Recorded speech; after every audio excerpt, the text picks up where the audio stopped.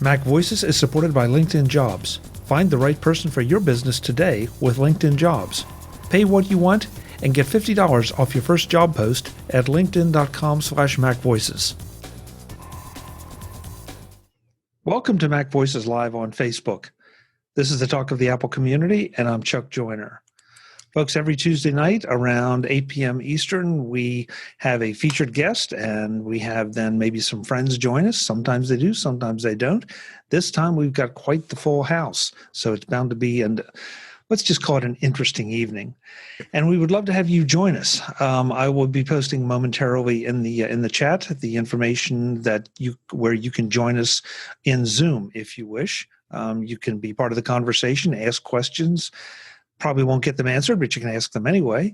But you can definitely be part of the show, or just hang out in the chat. That's fine too. Any way you're here, we're happy you're here.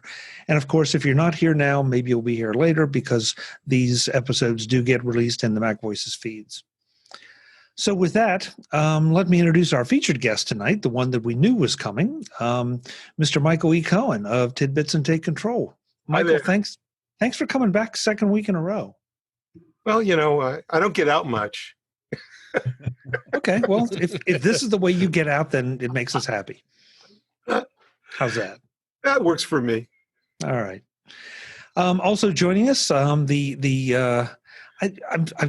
figuring out a title for him. David Ginsburg. He's not the co-host. He's like the potential co-host, or I don't know. But David, it's good to have you anyway. No, thanks for having me. Glad to be here. Yeah. I don't know. Seems like every week I've been here, and I enjoy it every time. So how about Wingman? Wingman, there you go. Wingman. That's a possibility.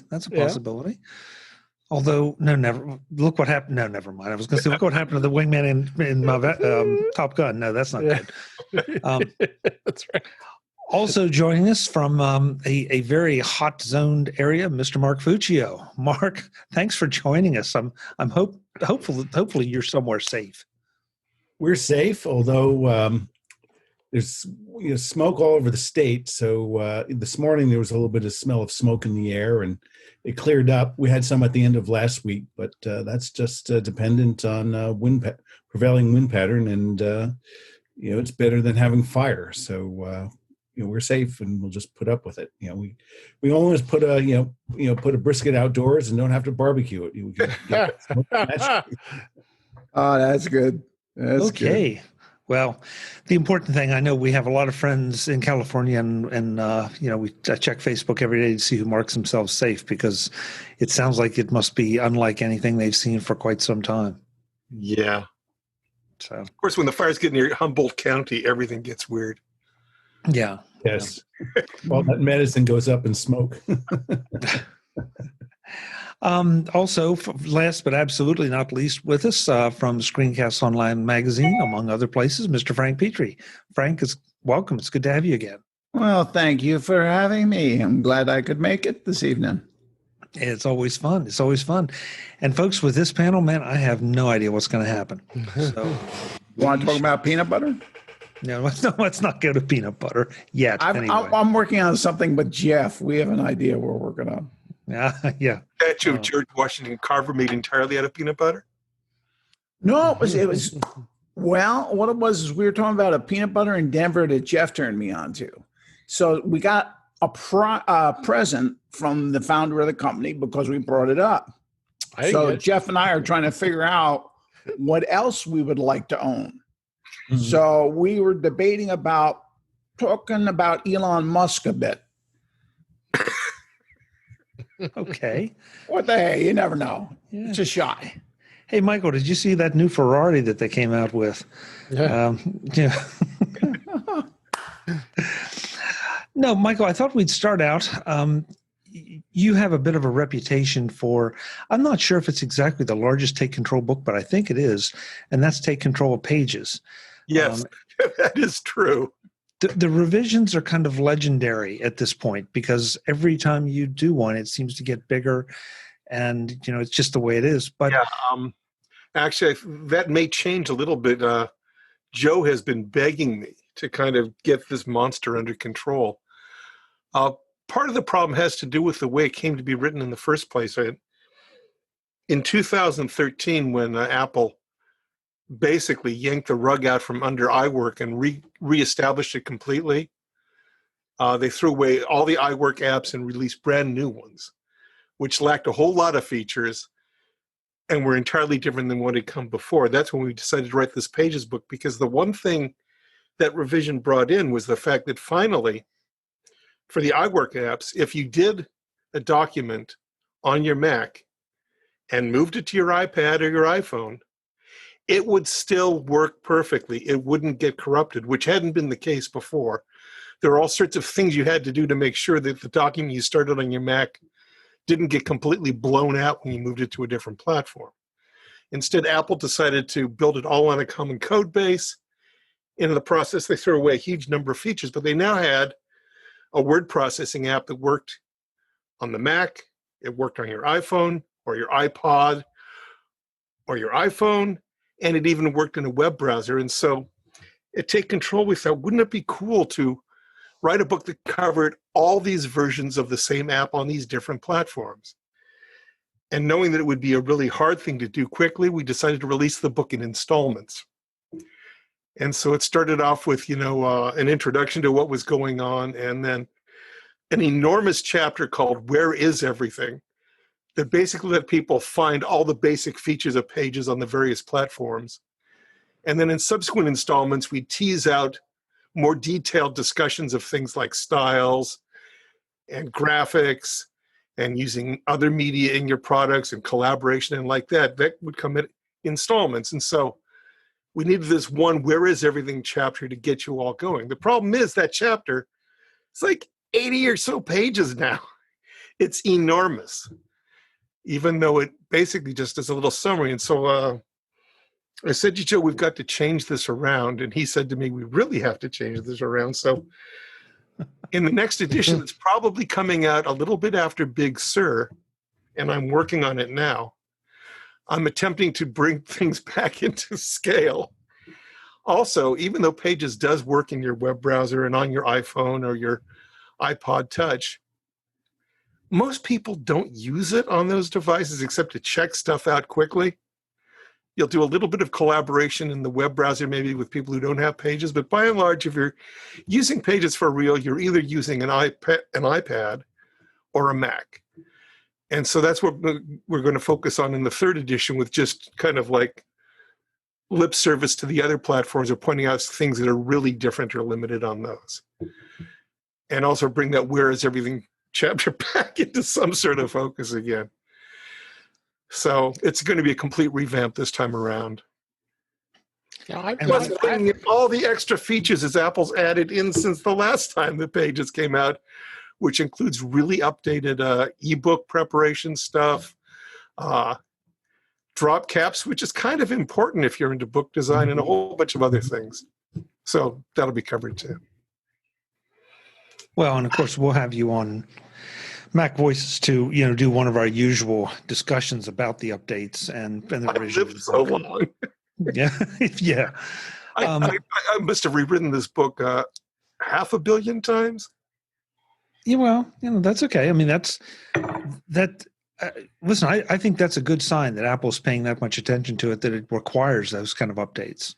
Oh, yeah. Because for a while, we've had this discussion in various forms. The idea that Apple doesn't always update things as quickly as we'd like to see them.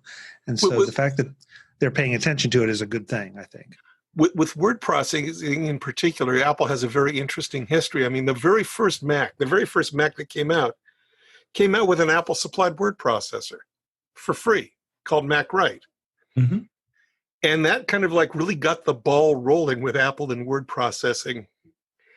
And over the years, Apple has sometimes tried to sell it for money, sometimes tried to give it away, and it's kind of gone back and forth. I mean, do you remember things like Claris Works? Mac Write. Sure. And the Apple original Works. iWork, which Apple sold up through version 5 or 6 or so, or more, up through version 09, iWork 09, they sold it for like $90. And then when Apple changed things in 2013, it all became free again for Mac owners and iOS owners. But when they did stuff for free, they did that for another reason. with the original Mac, right, it was to say, look how different the Mac is. It's got these bitmap graphics. It's what you see is what you can get. You can word process without all sorts of memorizing of tough commands. You got these little pull-down menus. So it was a really great demonstration product for a platform that Apple was selling at a pretty high price. I mean, in '84, a Mac would go for, like two grand or more in 1984 dollars, which would be like, what, about 5,000 now for a little tiny, putty colored box. So they had to really make a good sales pitch for it. And so that's one of the reasons MacWrite was there. Well, Pages is doing the same thing now. It's a sort of loss leader for something Apple's really making money on, and that is connected devices to their iCloud infrastructure, for which they charge storage fees every single month. And suddenly in Apple's, yes. I asked Siri the question and I got an answer. So $2,000 for a Mac in 1984 would be worth $5,024 today. Whoa. Oh. Wow. I was just pulling the numbers out of the air, but I figured that sounds about right. Yeah. So that original Mac was a pretty pricey product for something that had Nothing to do. no software at all. Just about no software at all, which is why you had MacWrite and Mac Paint. Right. Or you spend $180 to get whatever the spreadsheet Microsoft made that was a predecessor to Excel. I forget the name. Multiplan? Multiplan. Okay. Multiplan. Oh my God. I had it. I think I have it in a drawer across the room. But you bring up an interesting point that a word processor on some platform, any platform, it was probably most people's introduction to personal computing for a whole lot of years there. I mean, I know we are talking a bit of history, and everybody on this call remembers a lot of that, and the trepidation with which people would approach personal computers. And in fact, sometimes they still do now. But the word processing was the thing that was the first reason you sat down to a computer. Oh, yeah. The tales I could tell. One of the jobs I had in the 90s was at UCLA, introducing faculty to computing technology, because they were getting grants for computers for faculty, and faculty were going, well, what am I going to use it for? And UCLA had one group in the humanities, that's who I worked for, called a word processing center, a bunch of people in a room with these word processors. It was like a typing pool with computers. And they were hoping to offset that to giving faculty their own computers, their own word processors. And I remember one faculty member, a very, very brilliant scholar, who said to me, I'm a scholar, I don't want to learn anything new. And, that sounds ridiculous. If you're a scholar, of course, you're learning new stuff all the time, but really you don't want to be distracted by some entirely different discipline to take you away from the stuff you want to learn the most. So it was a tough sell to get faculty to do their own word processing. But when they got it, they began to love it, and soon, it was impossible to provide the support they needed. Because again, I was working in the humanities, and so we've got these early word processors, and people wanting to type in, Finnish, in Greek, in Korean, Vietnamese, any language. We covered dozens upon dozens of languages, many of which didn't use the 26 letters of the alphabet you and I are most familiar with. So providing that sort of support was a real hassle back then. And you're right. That's another thing that I think maybe a lot of us don't appreciate, because, of course, we were focused on English and the idea of using it for that. And you forget that Apple provided support for other languages, and therefore you as a support person had to provide support for those other languages as well. Oh, you talk about trying to get something for a Greek font for a daisy wheel printer. Wow. Good times. The ones who had the offices right down the hall from one. How many trips to Greece did you make to solve that problem, Michael? I just had to walk across the campus to where the Greek department was. They had people far better equipped than I. But it was the Near Eastern Languages and Cultures department right down the hall from me that actually had the best take on it. They found a word processor called Nisus Writer that was actually able to handle the right to left character sets that Arabic and Hebrew used. Yes. And they were the most advanced among them all, among all the faculty. Today's edition of MacVoices is supported by LinkedIn Jobs. If you are running a small business, or really any size business, you are navigating uncertain times. You might still be in lockdown. You might be coming out of lockdown. You might have significantly modified your business practices to your particular situation, and you might even be thinking that those changes could become permanent. The one thing that's a constant is the importance of having the right people on your team. Maybe your needs have changed, maybe they're the same, but you still need good people in those slots for your business to survive and thrive. And that's where LinkedIn Jobs comes in. LinkedIn Jobs screens candidates for the hard and soft skills you need, and then puts your job opportunity in front of the qualified candidates in their more than 690 million members worldwide. For me, that's a key part of LinkedIn Jobs. Not having to weed out the candidates that don't have what you're looking for, but helping you spend your time selecting from the best of the best. That means faster, better hires so you can get back to making your business better. When your business is ready to make that next hire, find the right person with LinkedIn Jobs. You can pay what you want and get the first $50 off. Just visit linkedin.com/MacVoices. Again, that's linkedin.com/MacVoices to get $50 off your first job post. Terms and conditions apply. Thanks to LinkedIn Jobs for their support of MacVoices. Well, I want to dig into your history a little more, but before we do, I also want to just throw it open to the panel here for a second. A couple things have happened since we were together last on MacVoices Live. First of all, the Apple stock took off like a skyrocket. As we record this, it's just under 500, and I mean just under 500. A few pennies under 500. Yeah, it was intraday as high as 525 in the last week, which is really interesting because now, again, as we record this, we're just a couple days away from the stock split. Mm-hmm. The other interesting thing, though, is that we're still watching the Apple Epic Games situation develop. And again, as we record this right now, yes, down, people, down. As we record this, a judge has said, okay, Apple, you can continue to block Fortnite or remove it from the App Store, but you can't block the Unreal Engine. And from what I've been able to see, the theory behind that is there are at least two separate licensing agreements, one of which has been clearly breached, and that's the Fortnite one. The other one, which according to the judge seems to not to have been breached, and that's the Unreal Engine one. And also, I think the Unreal Engine one was the one where they were able to say that there would be definite harm if the injunction were upheld, whereas with blocking Fortnite from the App Store wasn't, because it was an easy fix for Epic to make. Right. Yeah, the judge, forgive me, folks, I'm paraphrasing here, but something basically acknowledging that Epic had created its own injury here by, clearly violating the terms of service. I jumped off a building. It's your duty to catch me.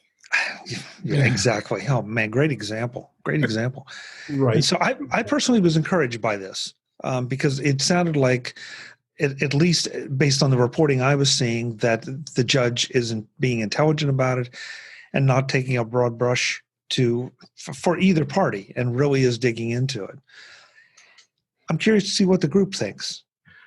I don't have enough of the papers in front of me having to do with the whole dispute to really make, an informed legal decision, because I'm also not a lawyer. But basically, if you sign an agreement with somebody and then you intentionally violate it to pressure them, and that's something that's kind of like not kosher. That's not even good street stuff. Right. Yeah. So what I would say is, I read the judgment that or the order that came down either yesterday or first thing this morning, and in it, as Michael was saying, they did say that for Fortnite, that's basically a self-inflicted wound. So I don't know if they hit themselves in their kneecap with a hammer or if they castrated themselves, but they just did a lot of damage to Oh themselves. my God. And the judge says that, it's, and there is legal precedent that, injury that you commit to yourself is not, is not exigent circumstances to have, have an injunction or a restraining order, no matter how horrible it is. And it says also that there's legal precedent that, if you get harmed in some way and as a result of a contractual obligation that a company makes with a company B, that you can't claim that that's harm that needs to be stayed and somehow through a judicial order. So in this regard, Epic Games just really screwed up. On the matter of the Unreal Engine. Reading the case, it seems that it really turns on legal fine points where the Apple acted and said, okay, you breached this one thing, therefore you breached everything, and we terminate you. And if you look at some of the briefs that Epic's law firm had filed, it seems they had a panic filing stuff last Friday, and then Microsoft brief it's filed yesterday that basically. What they were arguing is that we have rights to this for a couple of reasons. Number one, it's a separate company. It's Epic Games SARL, which I think is France or maybe it's Switzerland based. And then secondarily, they point out in that license agreement for development tools, it points out that this is a self-contained agreement. It has no bearings on any other agreements.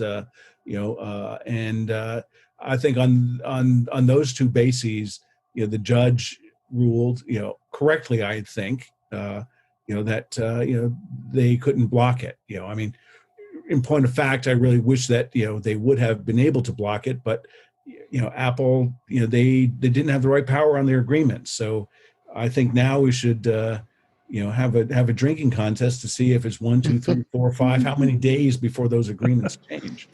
But anyway, on that, I think that probably also there is probably a greater good theory that there's all these other developers that are not an incidental party to it, that would be could be harmed. So although that was not directly part of the written brief, I've got to think that somehow might have been going through the judge's mind. Especially the judge made some verbal statements to that effect. They weren't in the brief, but they were reported. Okay, so I haven't seen any of those. Maybe you have. So over to you, Michael. Well, it's just you read so much stuff as you doom scroll through the news accounts these days. I don't remember quite where I saw it, but before the decision was handed down, they were quoting the judge's remarks about it, and at that point, okay. I think she seemed to have said, that there's an issue of real harm in one case, but not in the other. So that was, I think, informing part of her thinking, whether it appears in the brief or not. But it's what's in the brief that matters, because that's what gets argued subsequently. Didn't she come back? Didn't she come back with her response very, very fast? I think I heard. I mean, it only took her like minutes. So I can't see what gray areas would be in this. She seemed to see just. It's black and white. That's it. Well, I think I remember hearing on Ken Ray. I think I remember hearing on Ken Ray's show. There's another case that's filed against Apple about this whole 30% blah blah blah blah blah, and I think she's the trial judge for that motion. So I think when it was moved around, it was assigned to her because she has prior experience, and in fact, at the start of her order, they mentioned that I guess both parties were aware of and agreeing that the Epic Apple antitrust case could be merged with the other. I think it was Cameron or Decameron or some similar sounding name. But I think Apple's the Apple, the whole 30%, yada yada yada. That's going to go forward on its own time frame. Yeah. I find interesting that Google hasn't been mentioned in this whole equation, because they pulled Fortnite from the Google store, Play Store too, and I know Google there was a lawsuit with them as well. So where's that? Where's that gone? There's no discussion of that at all. Well, I think Epic, I think, was more worried about being termed by Apple, and that's why they filed this this emergency motion for a restraining order.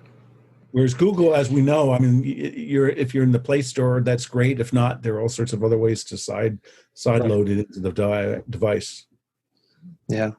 I think the thing that really hurts Epic is, the withdrawal by Apple of their developer rights.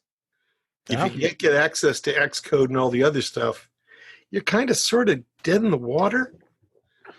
Well, that was the one thing that I had heard, and I apologize, folks. We're doing a lot of this where we're not able to source, but I know that I heard this or read it that one of Apple's arguments was that the Epic company that did Unreal is basically just a shell company that Epic, the entity that does Fortnite, owns.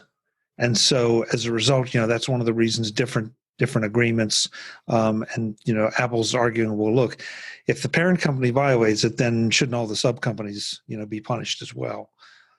And I have no comment on that because I haven't seen those agreements. But the fact that the judge dug that much into it and used that as a part of the rationale for at least the decision as it stands at the moment says to me that she's doing a bit of due diligence and she'll be looking into that as well. Yeah, because I think in the order, I think she commented that she could not ascertain if Apple's claims about it being a shell company were true or false, but on its face, it's a separate company, has a separate registration, has a separate license agreement, and therefore she was not going to permit Apple to yank its rights to the developers' tools. But I think having said that, if we table that for a moment, it's interesting. Apple keeps saying, "Oh well, if you cure it, we'll welcome you back into the store." And I think, that's probably just, you dirty sinner, you repented, and we welcome you back. Just fix the error of your ways, and we welcome you back, and that way the whole world will know that we won and you lost. Well, not just that, but there's a lot of money here at stake too for both companies, and so that's not to be overlooked. That sure, Apple would welcome them back because you're right. They that would clearly show that they won, and also would put the money back in both parties' pockets. I mean, that's the thing. It's not just Apple's pockets; it's Epic's as well. So you were making all this money before. Was this greed? Was this just an attempt to rattle your saber or to show how big and bad you were? It bothers me. I think the word we're looking for is gamesmanship. Well, maybe so, Michael. And I don't mind gamesmanship. That can be fun. But I mean, these are game developers. I mean, they've got that sort of mindset already about games and moves you make in a game. So really, do you think if you were Sweeney, the CEO of Epic, do you really think that despite all your emails and things, which are online, I can send you a link for that, Chuck, if the show listeners want to read those things. Do you really think that? This is a $2.134 trillion market cap company. Do they really think that they're going to get this company to roll over because they say, "Oh, we change your mind. We change our mind. We don't want to deal business with the terms we've agreed to and have worked under for at least 5 years."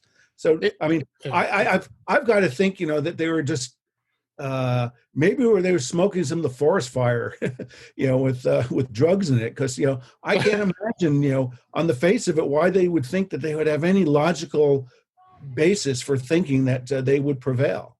It just seems to me they want to make. It seems to me they were like 12-year-olds. They wanted to they want to light off a stink bomb in class and just be notoriety for making a big stinky action. I mean, I don't see any reason that they would think that on a business case that they would have anything that happened to them except Apple cracks their kneecaps in the courtroom. Like it seems to have done. This was calculated. This was completely calculated. They knew what they were doing. They knew what they got into. So I just don't see any excuse for what they did with this whole thing. I understand that they're upset, but they should do it in the court of law. Don't just pull this and then just go right away and sue them. I mean, it just Yeah, I wasn't too excited what Epic pulled with this whole thing. I think they're just trying to play who's going to blink first. Yeah. That's all it is. So really, the CEO of Epic, they really think that Apple would blink first. I mean, No. I just don't get it. I just think they're taking a shot. They're throwing it against the wall, see what sticks. Well, they got the money to do it. Yeah. So. But well, first of all, I want to give kudos to Mark for his colorful analogies. I love those. Michael brings up an interesting point about the gamesmanship part, and the only thing I can think of is that if Epic were going to do it, right now is an interesting time with so much antitrust. Again, thinking running around Congress. The whole Spotify controversy, and I can't quite decide where this unrest seems to be coming from in the developer community, other than a few people. I don't know how widespread it is. I mean, obviously, if I could get somebody, if I was selling something for $100 and I could get the distributor to take a cut instead of 30%, get them to take 20% or 10%, heck yes, I would love that. But at the same time, with the amount of money that they were making off of it, I'm still surprised that they would pick this time and pick this particular fight. But yeah. Maybe it is a gamesmanship thing that they really didn't like it and figured out, okay, here's the big opportunity we have, and you're right, we're going to set it up and stage it. And I'm sure there were other contingency plans. If Apple had reacted differently, they'd have gone down another path in those plans. So the fact that they had that movie or that video prepped to go. Yeah, exactly. This was the movie, but also the lawsuits against Apple and Google. I mean, I think this is sort of a now or never. It's sort of like kamikaze-like desperation on their part. And again, I don't know if they really thought that they'd have a chance of prevailing. I don't get know. locked up inside for a few months and you start to go a little cabin fever crazy, and then you decide let's just bet the company on everything. Okay, yeah. 13 black. There's another theory. Yeah, there's another theory. I tell you, the one thing about this is, I think that is also keeping it in the news is the rapidity with which things are happening. Because, I mean, we talked about this on last week's MacVoices Live, and now a week later, which, in legal time is, that's nothing. And we suddenly have new activity. And I don't have much doubt that we'll have it again next week and the next week. Right now, the way this is moving and escalating, I don't know how long it'll take once they actually get into looking at evidence and all and taking depositions. But it's been definitely fun to watch. It has been. Nothing else has been great spectator sport time. Yeah, it's better than watching the convention speeches. It's a game unto itself. I wonder if they're going to Fortnite's going to make a game out of this. Well, they sort of did, Frank. I mean, again, this is not being a gamer, I don't know, but didn't they have like the anti-Apple Cup or something? Well, I don't know. I'm not a gamer. I have no idea. They did something that was kind of poking fun at this whole deal. And it's like, well, yeah, I know it was, because Tom Merritt's show was saying that this was allegedly one of the last times that all the platforms would be able to participate, because there's a new chapter or whatever the Fortnite vernacular is coming out. So, sorry, Mark. I believe they call them seasons. Seasons, okay. And that because it is not on the iTunes or on the App Store, Apple users won't be able to participate with it until this is resolved, if it's resolved.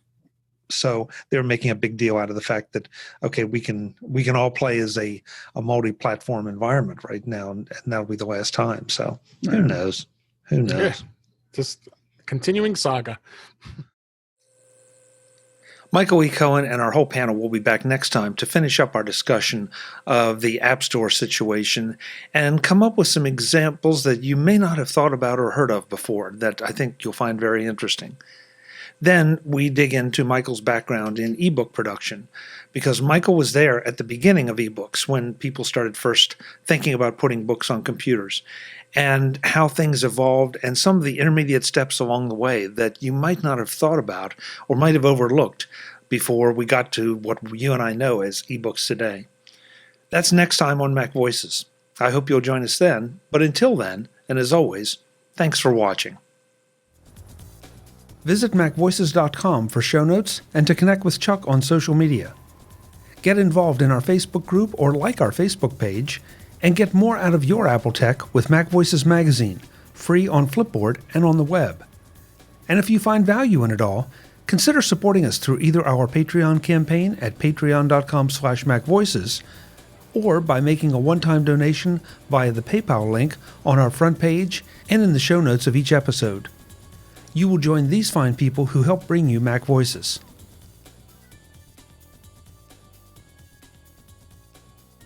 Advertising handled by Backbeat Media at backbeatmedia.com.